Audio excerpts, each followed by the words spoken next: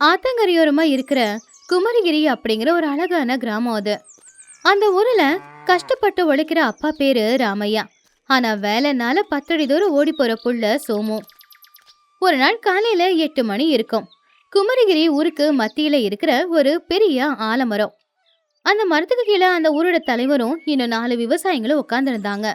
அந்த நேரத்துல தோல்ல ஒரு துண்டு போட்டுக்கிட்டு சோமு நடந்து அந்த பக்கமா வந்துகிட்டு இருந்தான்.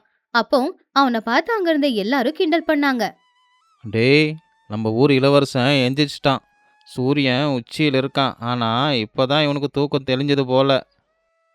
ஏன்டா சோமு, கோழி கூவி 4 மணி நேரம் ஆகுது, இன்னுமா உனக்கு தூக்கம் தெரியல? சோமு கோவமா, அட, காலையிலே ஆரம்பிச்சிட்டிங்களா நீங்கள்? ராத்திரி கனவுல ஒரு புதையல் கிடச்சிது. அதை எப்படி செலவு பண்ணுறதுன்னு யோசிச்சுட்டு இருந்தேனா, அதான் நல்லா தூங்கிட்டேன் போல. அதை கேட்டு எல்லாரும் சிரிச்சாங்க. டேய் சோமு, உனக்கு கனவுல மட்டும்தான் புதையல் கிடைக்கும். ஆனால் உன் காலு வாசல் விட்டு வெளியே வராது. பாவண்ட உங்கள் அப்பா ராமையா, காலையிலே வயலுக்கு போய் எவ்வளோ கஷ்டப்படுறாரு. பாவம் வயசான மனுஷனுக்கு நீ கொஞ்சம் உதவி செய்யலாம்ல. அப்போ தானே கொஞ்சம் புண்ணியம் கிடைக்கும். இங்கே பாருங்க ஐயா, எங்கள் அப்பாவுக்கு கஷ்டப்பட்டு உழைக்கிறதுனா ரொம்ப பிடிக்கும். ஆனால் நான் அப்படி இல்லை. எனக்கு இந்த சேத்துல இறங்கி வேலை செய்கிறதெல்லாம் சரிப்பட்டு வராது. நான் மகாராஜாவா வாழ பிறந்தவன். எனக்கும் நல்ல நேரம் வரும். அப்போ நீங்கள் எல்லாம் என்னை பார்த்து ஆச்சரியப்பட போகிறீங்க. ஆமாம் ஆமாம், அப்படியே ஆகாயத்துலேருந்து அதிர்ஷ்டம் வந்து உன் வீட்டுக்குள்ளே கொட்டும். அது எல்லாத்தையும் நீ அள்ளி வச்சுக்கோ, சரியா? போடா டேய், போய் முகத்தை கழுவுடா. போயிட்டு அந்த வயசான மனுஷனுக்கு கொஞ்சம் உதவியாத செய். சோமுவுக்கு கோவம் வந்துச்சு. உங்களுக்கு எதுக்கு இதெல்லாம்? கஷ்டப்பட்டு உழைக்கத்தான் கழுதைங்க இருக்கு. மனுஷங்க புத்திசாலித்தனமாக உழைக்கணும். அப்படின்னு சோமு கோவமா அங்கிருந்து போயிட்டான். பாவண்டா அந்த ராமையா, மனுஷன் தங்கமான மனுஷன். ஆனால் அப்படிப்பட்டவருக்கு இப்படி ஒரு புள்ள. எல்லாம் ஒரு கெட்ட நேரம். ராமையா மட்டும் இல்லைன்னா இவன் வாழ்க்கை என்ன ஆகுமோ? மதிய நேரம் ராமையா வயல் வேலைய முடிச்சிட்டு வீட்டுக்கு வந்தாரு. அப்பதான் சோமு படுக்கையில படுத்துக்கிட்டு ஏதோ பாட்டு பாடிக்கிட்டு இருந்தான். அத பார்த்து ராமையாவுக்கு கவலை கோவம் ரெண்டுமே வந்துச்சு. டே சோமு, கொஞ்சம் கூட மனசாட்சியே இல்லையா உனக்கு? உன் வயசு பசங்க எல்லாம் வேலைக்கு போகிறாங்க, இல்லை வயலில் இறங்கி அவங்க அப்பாவுக்கு உதவியாக இருக்காங்க. நீ மட்டும் ஏன்டா எந்த உதவியும் செய்யாமல் வீட்டில் சும்மாவே இருக்க? அதுக்கு சோமு, அப்பா, மறுபடியும் ஆரம்பிச்சிட்டியா? நான் தான் சொல்லியிருக்கேன்ல, அந்த சேத்துல இறங்குறதெல்லாம் எனக்கு சரிப்பட்டு வராது. அப்புறம் என் காலெல்லாம் வீணாக போயிடும். காலு வீணாக போயிடுமா? அப்புறம் சோத்துக்கு என்னடா பண்ணுவ? ஆகாயத்துலேருந்து எல்லாம் வந்து கொட்டுமா என்ன? எனக்கும் வயசாகிட்டே போகுது. நாளைக்கு நான் இல்லைன்னா உனக்கு யாரடா சோறு போடுவாங்க? இந்த வீட்டையும் வயலையும் எப்படி பார்த்துப்ப? சோமு கோவமா எழுந்திருச்சு உக்காந்தான். ஏன்பா இப்படி பண்ணுற? அந்த வயலை விற்றா நிறைய பணம் கிடைக்கும், சந்தோஷமாக இருக்கலாம். இப்படி எதுக்கு தேவையில்லாமல் கஷ்டப்படுற? ராமையா புள்ள சொன்னதை கேட்டு வருத்தப்பட்டு இவனை மாத்த முடியாது, என்ன பண்றது அப்படின்னு யோசிச்சுக்கிட்டு அவர் அறைக்குள்ள போயிட்டாரு. அன்னைக்கு ராத்திரி ராமையாவுக்கு தூக்கம் வரல. செவுத்துல இருந்த அவருடைய மனைவியோட போட்டோவை பார்த்தாரு. அவரு கண்ணுல இருந்து கண்ணீர் கொட்ட ஆரம்பிச்சது. நேத்து நடந்ததை பத்தியே தான் அவரு யோசிச்சுக்கிட்டு இருந்தாரு. நேத்துதான் பக்கத்து ஊர்ல இருந்து சோமுவுக்கு ஒரு நல்ல சம்பந்தம் வந்துச்சு. பொண்ணு பெத்த அப்பா சோமுவை பார்க்க வந்தாரு. ஆனா மதியம் 12 மணி ஆனப்ப கூட சோமு வீட்டுல படுத்து தூங்கிக்கிட்டு இருக்கிறத அவரு கவனிச்சாரு. அவனுக்கு பொண்ணு கொடுக்கறத விட சும்மாவே இருக்கலான்னு நினைச்சாரு. ராமையண்ண, நீங்கள் ரொம்ப நல்லவர் தான். உங்கள் மேலே எனக்கு நிறைய மரியாதை இருக்குது. ஆனால் உங்கள் புள்ள உங்களை மாதிரி இல்லை. அவன் சுட்டு போட்ட சோம்பேறி. என் பொண்ணை அவனுக்கு கொடுத்தா என் பொண்ணை நல்லா பார்த்துப்பான்ற நம்பிக்கை எனக்கு இல்லைங்க. தயவு செஞ்சு என்னை மன்னிச்சிடண்ணே. அந்த வார்த்தைங்க ராமையாவோட காதல இன்னும் கேட்டுக்கிட்டு தான் இருந்துச்சு. அவரு அவருடைய மனைவியோட போட்டோவை பார்த்து, பாத்தியா பார்வதி, நம்ம பிள்ளையோட நிலைமையை பாத்தியா? நீ ரொம்ப சீக்கிரமாகவே என்னையும் உன் பிள்ளையும் விட்டுட்டு நீ பாட்டுக்கு போயிட்ட. நீ இல்லைங்கிறதுனால அம்மா இல்லைன்ற குறைய தெரியாமல் அவனை நான் வளர்த்தேன். அதுக்காக கொஞ்சம் செல்லம் கொடுத்தேன். ஆனால் அதுவே அவன் வாழ்க்கையை கெடுக்கும்னு எனக்கு தெரியாது. அவனுக்கு செல்லம் கொடுத்து வளர்த்தது தான் நான் பண்ண பெரிய தப்புன்னு எனக்கு தோணுது. அவன் இந்த அளவுக்கு சோம்பேறியாக இருக்கிறதுக்கு காரணம் நான் தானே. இப்போ அவனுக்கு ஒரு பொண்ணை கொடுத்து கட்டி வைக்க கூட யாரும் தயாராக இல்லை. அவன் எதிர்காலம் என்ன ஆகுமோ நினைச்சாலே பயமாக இருக்குது. ராமையா அவருடைய உயிர் போறதுக்கு முன்னாடி புள்ளைய ஒரு நல்ல வழிக்கு கொண்டு வரணும்னு முடிவெடுத்தாரு. ஆனா கொஞ்ச நாள்லயே ராமையா படுத்த படுக்கையா ஆயிட்டாரு. அவரால எழுந்திருக்க கூட முடியாத ஒரு நிலைமை. வைத்தியரும் வந்து பார்த்து ராமையா ரொம்ப நாளுக்கு உயிரோட இருக்க மாட்டாரு அப்படின்னு விஷயத்த சொல்லிட்டு போயிட்டாரு. அதை கேட்டு ராமையாவும் ரொம்பவும் வருத்தப்பட்டாரு. சோமுவுக்கும் கூட அப்பாவோட நிலைமைய பார்த்து ரொம்ப வருத்தமா தான் இருந்துச்சு. ஒரு நாள் ராமையா சோமுவை கூப்பிட்டு, சோமு, கேக்குதாடா? இங்க வா. சோமு ரொம்ப பயந்து போய் அப்பா கிட்ட வந்தான். அப்பா இல்ல நம்ம வாழ்க்கை என்னாகும்ன்ற பயம் அவனுக்குள்ளயும் இருந்துச்சு. அப்பா, என்னப்பாச்சு? வைத்தியரை மறுபடியும் கூட்டு வரவா? வேண்டாப்பா, என் நேரம் முடிய போகுது. நான் போகிறதுக்கு முன்னாடி உன்கிட்ட ஒரு விஷயத்த சொல்லி ஆகணும். இது நம்ம முன்னோர்களோட ரகசியம். ரகசியம் அப்படின்னு கேட்டதுமே சோமு அவங்க அப்பா கிட்ட, ரகசியமா? என்னதுப்பா? சோமு, உனக்கு வேலை செய்யுதுன்னா பிடிக்காதில்ல? உனக்கு கஷ்டம் வரக்கூடாது அப்படின்றதுக்காக நான் ஒரு ஏற்பாடு பண்ணியிருக்கேன். நமக்கு இருக்கிற 2 ஏக்கர் வயலில் யாருக்குமே தெரியாமல் பல வருஷத்துக்கு முன்னாடியே நான் புதையல புதைச்சி வச்சுருக்கேன். அதில் வைரமும் தங்கமும் இருக்குது. அப்படியாப்பா? அப்படி இருக்கும்போது ஏன்ப்பா நீ என்கிட்ட சொல்லவே இல்லை? சரி, அந்த புதையல் எங்கே இருக்குன்னு சொல்லு, நான் போய் கொண்டு வரேன். ஐயோ, அதுதான்ப்பா தெரியல. என் ஞாபகம் மறதியால் நம்ம வயலில் எங்கே அந்த புதையலை புதைச்சி வச்சேன்றதே நான் மறந்துட்டேன்ப்பா. புதையல் எங்கே புதைச்சி வச்சேனே எனக்கு ஞாபகம் இல்லை. ஆனால் அது நம்ம வயலுன்றது ஞாபகத்தில் இருக்குது. நான் போனதுக்கப்புறம் நம்ம வயலில் எல்லா இடத்துலையும் கொஞ்சம் நீ தோண்டி பாருப்பா. அந்த புதையல் கிடச்சிதுன்னா நீ வாழ்க்கை பூரா மகாராஜாவாக வாழ முடியும். நீ கவலைப்படாதப்பா, நான் பார்த்துக்கிறேன். நம்ம வயலில் எல்லா இடத்துலையும் நான் தோன்றேன். ராமையா சிரிச்சுக்கிட்டே கண்ணை மூடினாரு. அன்னைக்கு தூக்கத்திலேயே அவரோட உயிரும் பிரிஞ்சுது. ராமையாவோட ஈமச்சடங்கு முடிஞ்சு 3 நாள் ஆச்சு. 3 நாளுக்கு அப்புறமா அவங்க அப்பா சொன்னதை யோசிச்சான் சோமு. 4வது நாள் காலையிலேயே சோமு தோள்ல ஒரு மண்வெட்டிய போட்டுக்கிட்டு அவங்களுடைய வயலுக்கு கிளம்புனான். எப்பவும் போலவே ஊருக்கு மத்தியில உட்காந்துக்கிட்டு இருந்தவங்க எல்லாரும் அவளை காலையில எழுந்திருச்ச சோமுவை பார்த்து ஆச்சரியப்பட்டாங்க. வயலுக்கு போய்கிட்டு இருக்கிற சோமுவை தடுத்து அவன் கிட்ட இப்படி கேட்டாங்க. என்னடா சோமு, இன்னைக்கு சூரியன் மேற்கில் வச்சானா என்ன? காலையிலேயே சீக்கிரமே எழுந்துச்சி எங்கே போகிற? என்னடா, வயலில் பாம்பு எதனா அடிக்க போறியா என்ன? இல்லைண்ணா, வயலில் வேலை செய்ய போகிறேன். அது வந்து புதிய விஷயத்த வெளியில சொல்ல வேண்டான்னு நினைச்சுக்கிட்டு, அட கடவுளே, இவனுக்கு அறிவு வந்துச்சு போலயே. ராமையோட ஆன்மாக்கு சாந்தி கிடைக்கும். சோமு வயலுக்கு போய் சேர்ந்தான். வெயில் அதிகமா இருந்துச்சு.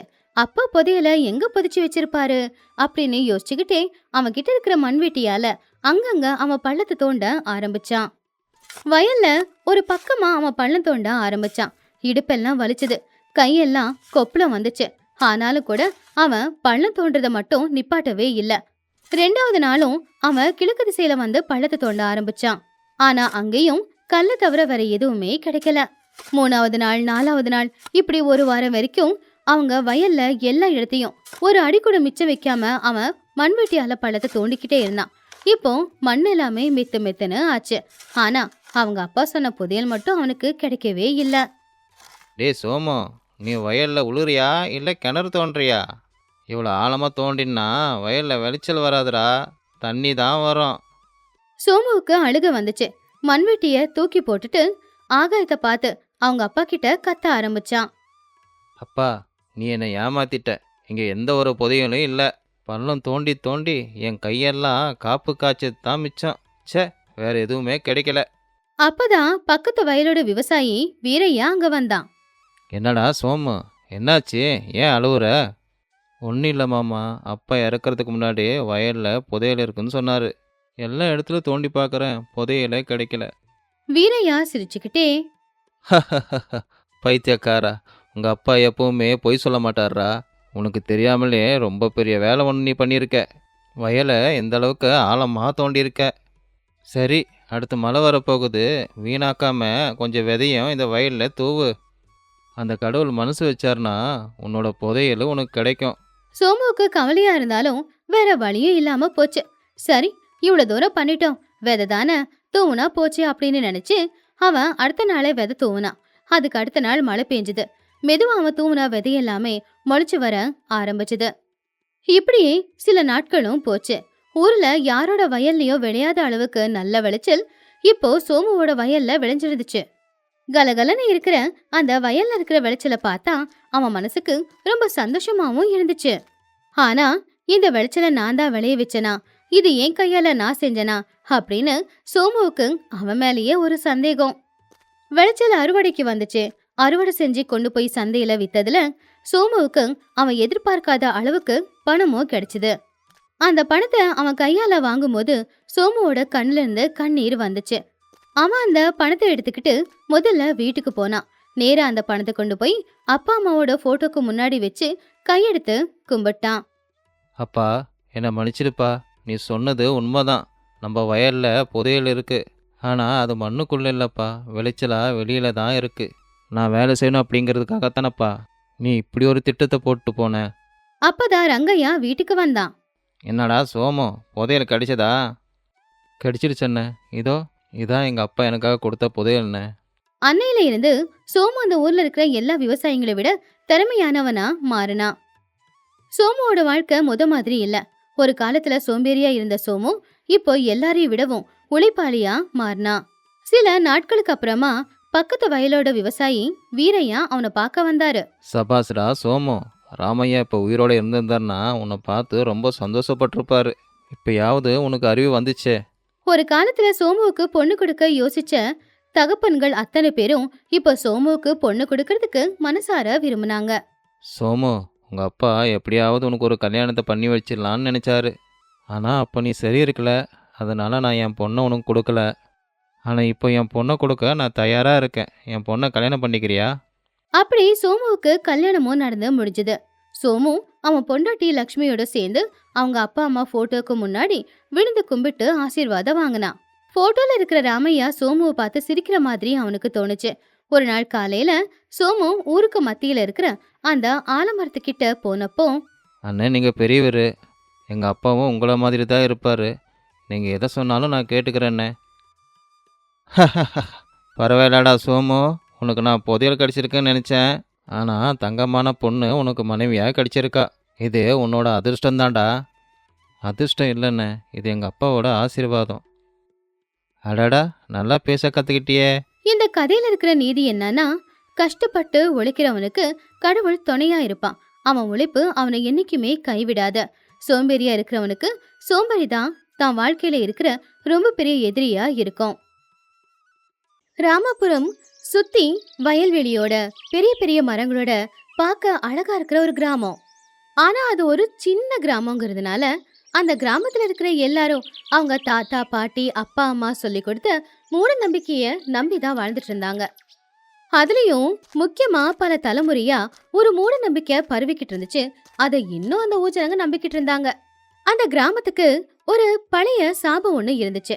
இங்க மனசுல யாராவது ஏதாவது நினைச்சா அப்படியே நடக்கும். அது நல்லதா இருக்கட்டும் இல்ல கெட்டதா இருக்கட்டும், வேடிக்கிட்ட 24 மணி நேரத்துக்குள்ள அது நடந்துரும். அதை தடுக்கிறதுக்கு ராகவையா நிறைய பூஜைகளை செய்ய வேண்டியிருக்கும். இவங்களுடைய மூட நம்பிக்கைய பயன்படுத்திக்கிட்டு ராகவையா அப்படிங்கிற ஒரு பூசாரி ஊருக்காரங்களை எல்லாரையுமே ஏமாத்தி அவனுடைய அதிகாரத்துல எல்லாரையும் பாத்துக்கிட்டு இருந்தான். ஒரு நாள் அந்த ஊரோட தலைவரோட பிள்ளையான சுரேஷ் பட்டணத்துல அவனுடைய படிப்பு எல்லாத்தையும் முடிச்சுட்டு ஊருக்கு வந்திருந்தான். சுரேஷ் ரொம்பவும் புத்திசாலி பையன்.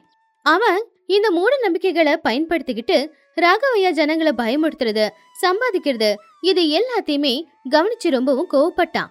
ஒரு நாள் காலையில சுரேஷ் வீட்டுக்கு பின்னாடி உக்காந்துக்கிட்டு நியூஸ் பேப்பர் படிச்சுக்கிட்டு இருந்தான். அப்போ அவனுடைய அம்மா லக்ஷ்மி பக்கத்துல வந்து, ஏண்டா உனக்கு இங்க இருக்கிறது கஷ்டமா இல்லையாடா?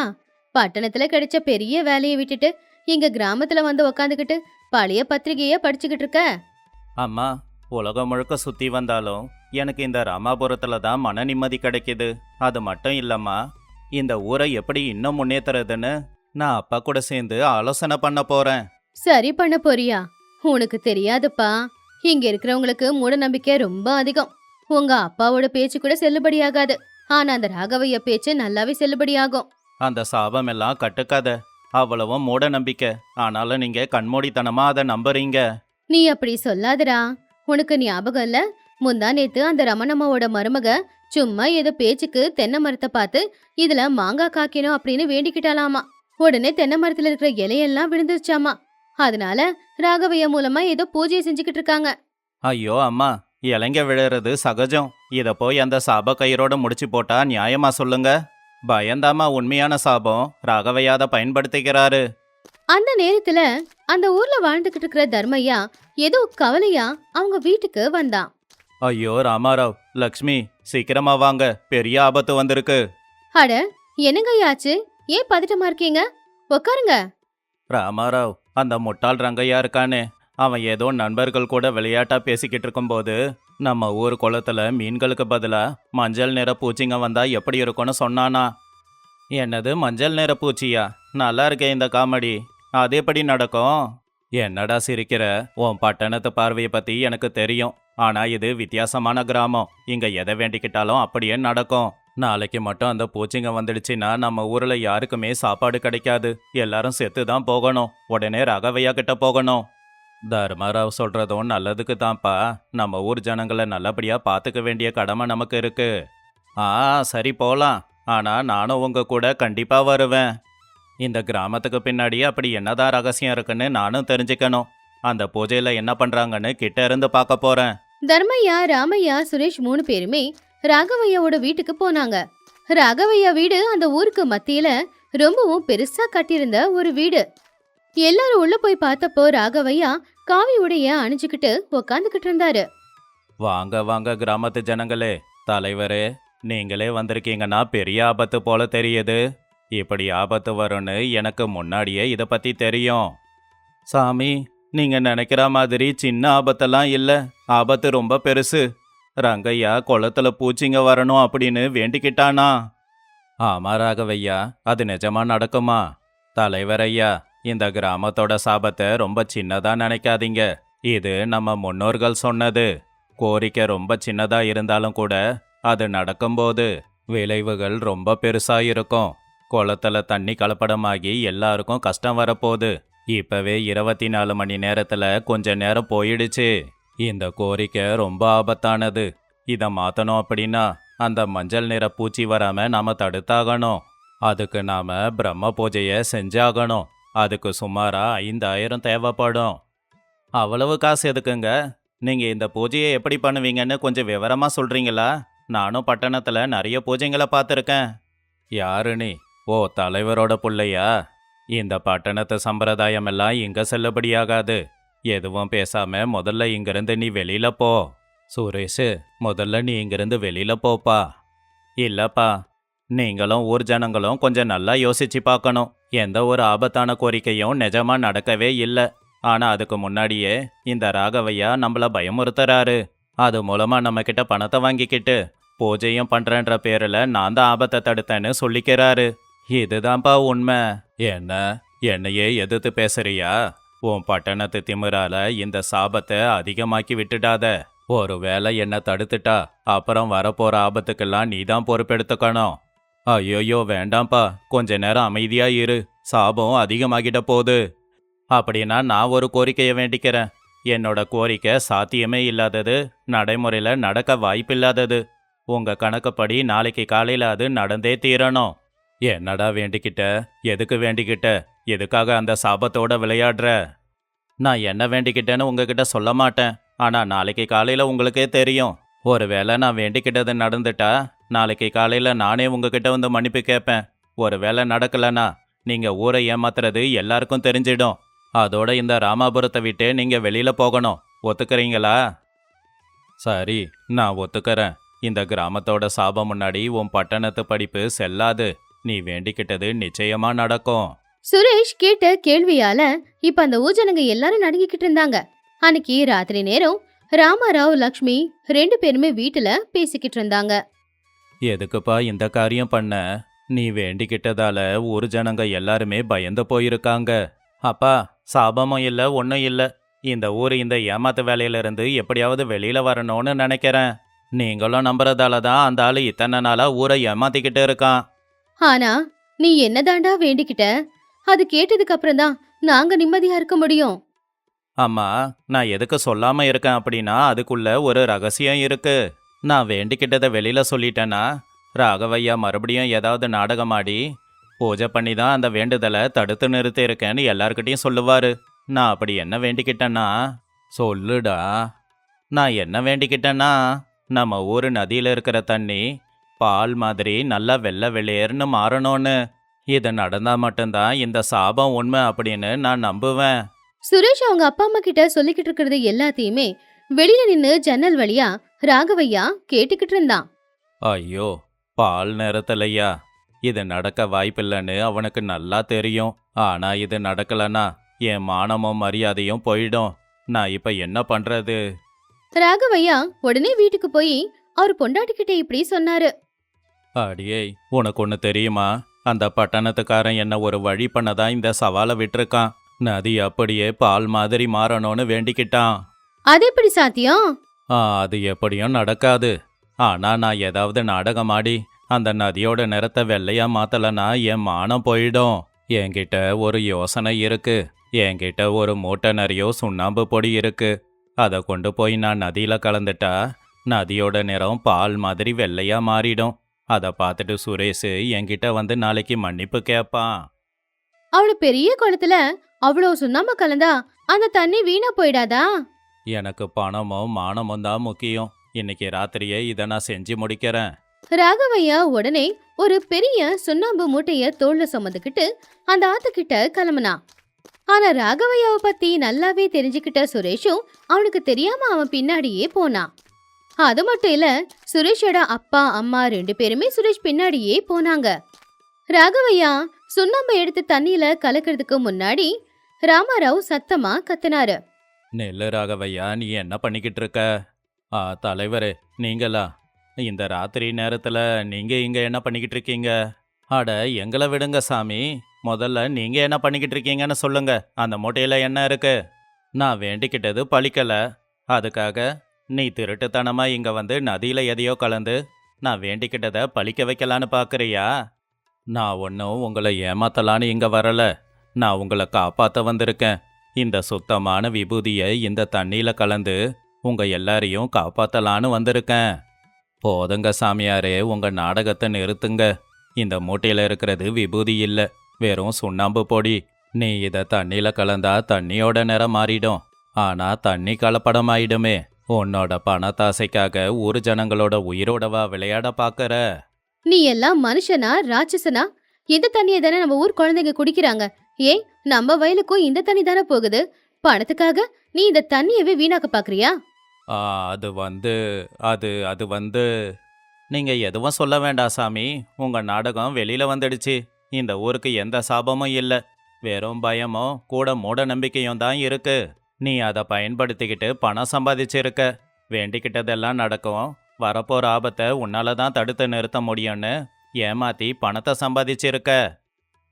ராகவையா அந்த சுண்ணாம்பு முட்டைய அங்கேயே விட்டுட்டு போயிட்டான். அன்னைக்கு ராத்திரி சுரேஷும் ராமாராவும் ராகவையாவ அவங்க வீட்டுக்கு கூட்டிக்கிட்டு போயிட்டாங்க. அடுத்த நாள் காலையில ஊரை சேர்ந்த எல்லாருமே ஆத்து தண்ணி வெள்ளை நிறத்துக்கு மாறிச்சா என்னன்னு பாக்குறதுக்காக உடனே ஆத்துக்கிட்ட வந்தாங்க. அப்பதான் அந்த ஊரோட தலைவரான ராமாராவ், சுரேஷ், லக்ஷ்மி எல்லாரும் ராகவையாவை கூட்டிக்கிட்டு அங்க வந்தாங்க. அட, நதியோட நிறம் மாறலையே. அப்படின்னா இன்னும் சாபம் வராம இருக்கா?